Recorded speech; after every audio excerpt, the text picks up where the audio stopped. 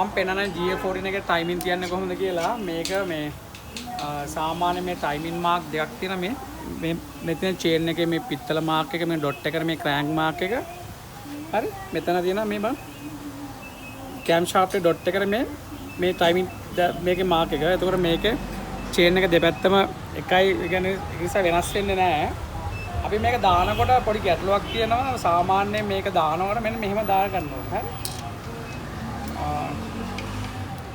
මේ ටයිමින් කැම් timing wheel එක අරගෙන මෙයාගේ දැටි මේ ටයිමින් එකට මෙහෙම තියලා කැම් ෂාෆ්ට් එක අරගෙන මේකට දා ගන්න ඕනේ. නැතුව මේක නිකම්ම චේන් එක දාන්න බෑ. මෙන්න මේක තමයි දාන්න. ඒක බලා ගන්න.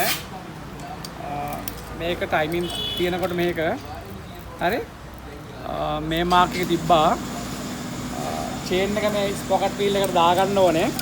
හරි. ස්පොකට් වීල් එකට දාගෙන කැම් එක උඩින් තියන්න පුළුවන් මෙහෙම. අන්න ඔහම තියලා අනේ තද කර ගන්න ඕනේ.